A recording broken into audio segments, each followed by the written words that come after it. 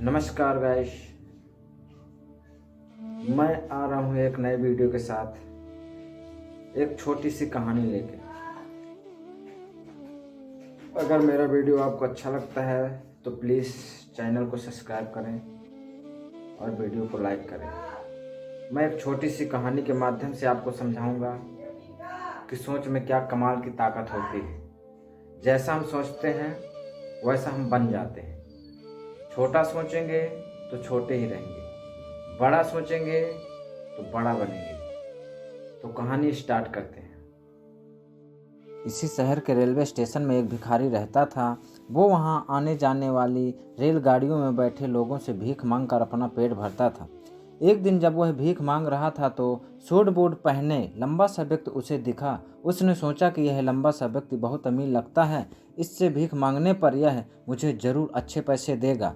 वह उस लंबे व्यक्ति से भीख मांगने लगा। भिखारी को देखकर उस लंबे व्यक्ति ने कहा, तुम हमेशा मांगते ही रहते हो, क्या कभी किसी को कुछ देते भी हो? भिखारी बोला, साहब मैं तो भिखारी हूँ, मैं भला किसी को क्या दे सकता हूँ? उसकी बात सुनकर वह लंबा व्यक्ति बोला, जब किसी को कुछ दे नहीं सकते तो तुम्हें मांगने का भी कोई हक नहीं है। मैं एक व्यापारी हूँ, मैं लेन देन पर ही विश्वास करता हूँ। अगर तुम्हारे पास कुछ देने को है तो तभी मैं तुम्हें भीख दे सकता हूँ। इतना कहने के बाद वह लंबा आदमी ट्रेन में बैठकर चला जाता है। इधर भिखारी उसकी कही गई बात को सोचता रहता है। उस लंबे व्यक्ति द्वारा कही गई बात उस भिखारी के दिल में बस जाती है। वह सोचने लगता है, शायद मुझे भीख में ज़्यादा पैसे इसीलिए नहीं मिलता क्योंकि मैं किसी को कुछ दे नहीं पाता हूँ। लेकिन मैं तो भिखारी हूँ, किसी को कुछ देने लायक भी नहीं हूँ, लेकिन कब तक किसी को कुछ दिए मांगता रहूँगा। बहुत सोचने के बाद उस भिखारी ने निर्णय लिया कि जो भी व्यक्ति उसे भीख देगा उसके बदले वह उस व्यक्ति को जरूर कुछ देगा। लेकिन अब उसके दिमाग में यह प्रश्न चल रहा था कि वह खुद भिखारी है तो भीख के बदले वह दूसरों को क्या देगा। इस बात को सोचते हुए 2 दिन हो गए, लेकिन उसे अपने प्रश्न का कोई उत्तर नहीं मिल रहा था। तीसरे दिन जब वह रेलवे स्टेशन के पास बैठा हुआ था तभी उसकी नज़र कुछ फूलों पर पड़ी जो स्टेशन के आसपास के पौधों पर खिल रहे थे। उसने सोचा, क्यों न मैं लोगों को भीख के बदले कुछ फूल दे दिया करूं। उसको यह अपना विचार अच्छा लगा और उसने वहां से कुछ फूल तोड़ लिए। अब वह ट्रेन में भीख मांगने पहुंचा। अब जब भी कोई उसे भीख देता तो उसके बदले वह भीख देने वाले को कुछ पैसे, कुछ फूल दे देता।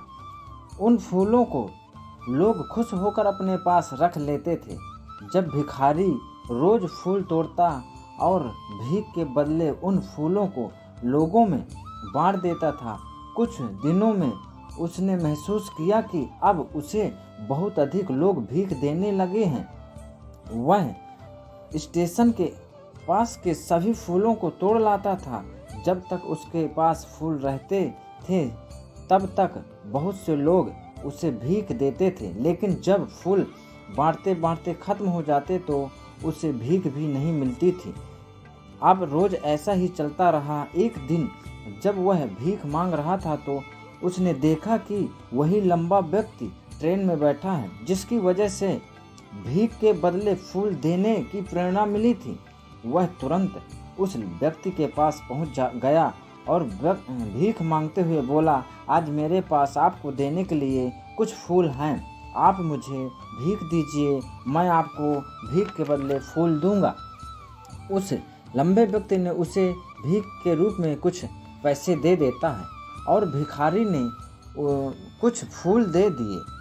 उस लंबे व्यक्ति को यह बात बहुत पसंद आई। वह बोला, वाह, क्या बात है, आज तुम भी मेरी तरह व्यापारी बन गए हो। इतना कहकर उस लंबे व्यक्ति ने फूल लेकर अपने अगले स्टेशन पर उतर गया। लेकिन उस लंबे व्यक्ति द्वारा कही गई बात एक बार फिर से उस भिखारी के दिल में उतर गई। वह बार बार उस लंबे व्यक्ति द्वारा कही गई बात के बारे में सोचने लगा और बहुत खुश होने लगा। उसकी आंखें अब चमकने लगी।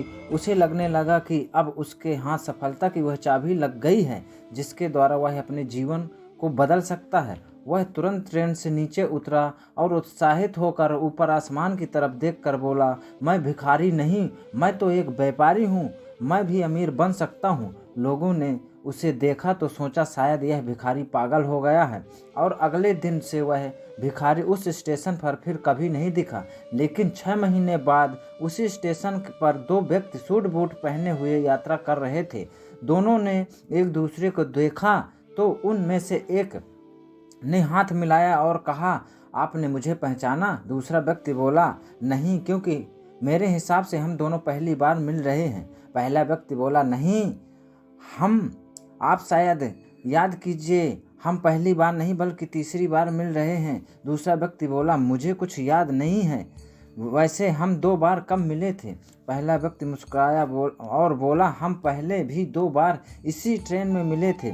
मैं वही भिखारी हूँ जिसको आपने पहली मुलाकात में बताया कि मुझे जीवन में क्या करना चाहिए, और दूसरी मुलाकात में बताया कि मैं वास्तव में कौन हूँ। दूसरा व्यक्ति मुस्कुराया और अचंभित होते हुए बोला, वो याद आया, तुम वही भिखारी हो जिसे मैंने भीख देने से मना कर दिया था, और दूसरी बार मैंने तुमसे कुछ फूल खरीदे थे, लेकिन तुम इस सूट बूट में कहाँ जा रहे हो और आजकल क्या कर रहे हो? तब पहला व्यक्ति बोला, हाँ, मैं वही भिखारी हूँ, लेकिन मैं आज फूलों का बहुत बड़ा व्यापारी हूँ, और इसी व्यापार के काम से मैं दूसरे शहर जा रहा हूँ। कुछ देर रुकने के बाद वह फिर बोला, आपने मुझे पहली मुलाकात में प्रकृति का वह नियम बताया था जिसके अनुसार हमें तभी कुछ मिलता है जब हम कुछ देते हैं। लेन देन का यह नियम वास्तव में काम करता है। मैंने यह बहुत अच्छी तरह से महसूस किया है, लेकिन मैं खुद को हमेशा भिखारी ही समझता रहा। उससे ऊपर उठकर मैंने कभी सोचा ही नहीं, और जब आपसे मेरी दूसरी मुलाकात हुई तब आपने मुझे बताया कि मैं एक व्यापारी बन चुका हूँ। अब मैं समझ चुका था कि मैं वास्तव में एक भिखारी नहीं हूँ बल्कि एक व्यापारी बन चुका हूँ।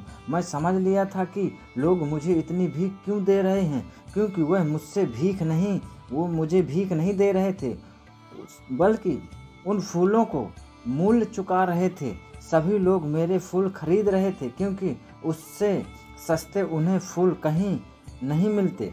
मैं लोगों की नज़रों में एक छोटा व्यापारी था, लेकिन मैं अपनी नज़रों में एक भिखारी था।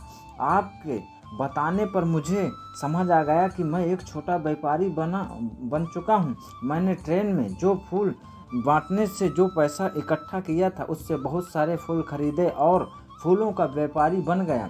यहाँ के लोगों को फूल बहुत पसंद हैं और उनकी इसी पसंद की वजह से आज मुझे फूलों का बहुत बड़ा व्यापारी बना दिया।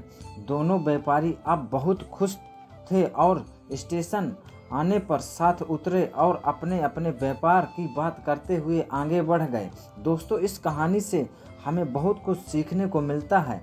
कहानी में लंबा व्यापारी गेवन टेक के नियम को बहुत अच्छी तरह से जानता था। दुनिया के सभी बड़े व्यापारी इसी जीवन के नियम का उपयोग करके सफल हुए हैं।